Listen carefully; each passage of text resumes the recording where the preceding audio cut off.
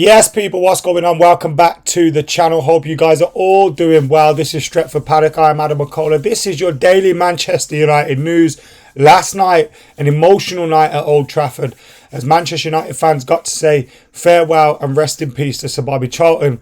Manchester United enjoyed a dramatic late win. And I say late win because the save coming from Andre Onana, the penalty save, was literally the last kick of the game. As soon as Andre Onana saved that penalty, the whistle was blown and the game was over. And that penalty save saved Manchester United's position in this Champions League, because a 1-1 draw after losing against Bayern Munich, losing against Galatasaray, a 1-1 draw, and what does that even mean? We're out of the Champions League. Do you know what I mean? So it was important, vitally important. Manchester United got a win yesterday. The performance, we'll talk about it shortly, wasn't one to write home about. It was pretty disappointing performance. And we'll discuss that in a bit.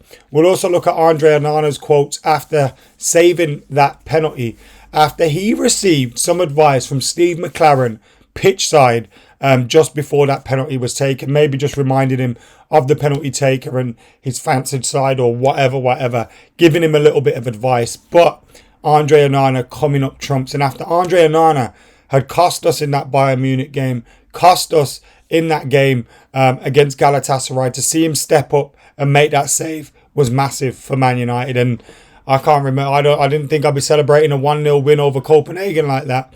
That's for sure. It was absolutely massive. Huge stuff for Manchester United to get that win. And I am, for one, delighted with it. Let us know your thoughts in the comments below. Make sure you're subscribing to the channel as well. Plenty coming up on the channel this week as we gear up for the Manchester derby.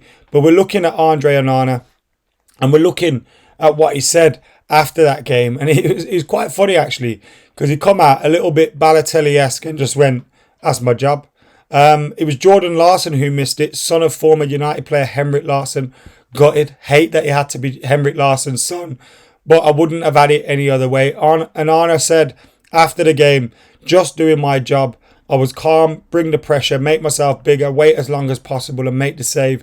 It was an important victory for us. We had to win this game. We are Manchester United. We're a very big club, so we have a lot of ambition, a lot of expectation. So it was a very important win for us." After he had received some pitch side advice from Steve McLaren. Huge save there. Harry Maguire as well with a huge goal. Look, a player that, probably isn't first choice for Manchester United if we have all of our defenders available. Lisandro Martinez is there, etc. But that was a huge moment for Harry Maguire. Many, including myself, would have been happy to see him leave in the summer. United recoup a big fee and potentially reinvest that elsewhere. But Harry Maguire wanted to stick around. He wanted to fight for his Manchester United spot. And a goal like that, massive for him.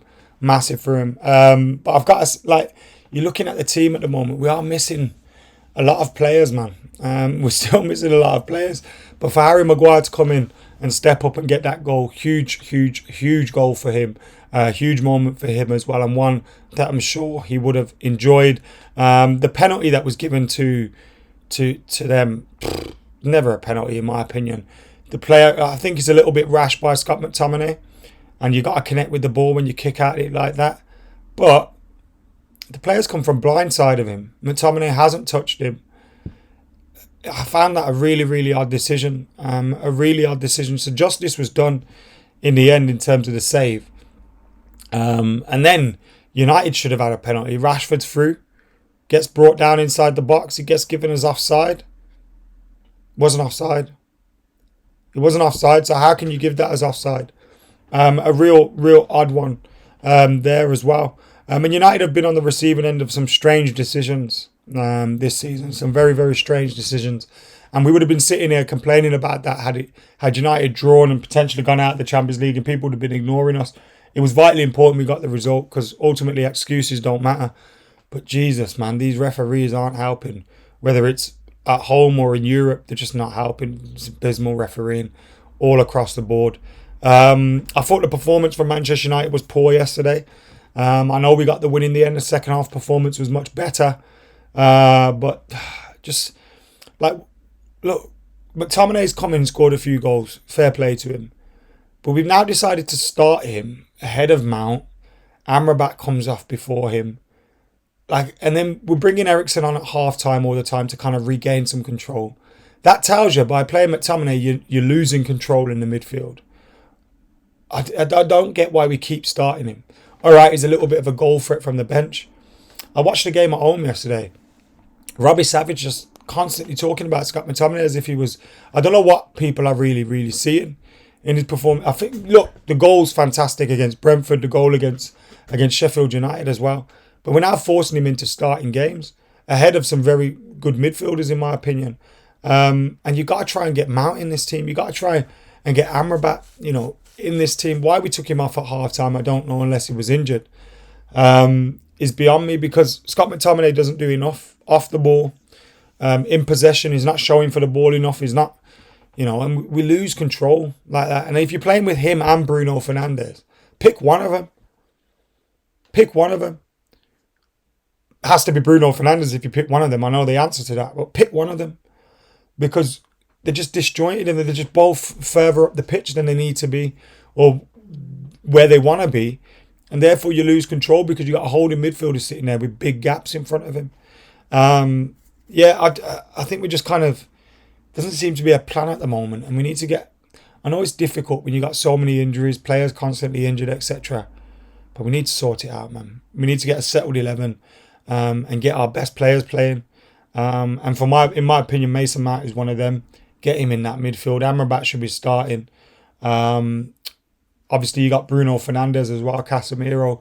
Right, three of them four. And see what happens, please. Because what we're doing at the moment is not working. And yes, we've got the result yesterday. And yes, may have scraped one against Sheffield United. But it's not the way forward, in my opinion. We have to change up this midfield. But let us know your thoughts in the comments below. It was a big win for us yesterday. Still got lots to do in the Champions League if we want to get through. Got to go to Copenhagen and beat them. That's going to be difficult. Got to go to Galatasaray, beat them. That's going to be difficult. Then we got Bayern Munich at home. It's going to be very, very difficult. But if we can beat Copenhagen, you'd expect Bayern Munich to get a win against Galatasaray in the next game, or at least a draw. And that should see Manchester United going to second in the group. But still got it all to do. Anyway, let us know your thoughts in the comments below. Thank you for tuning in to Stretford Paddock. Make sure you keep it locked, like, comment, share, subscribe. We'll be back very, very soon with much, much more content. Until then, I'm Adam McCullough. I'm out of here.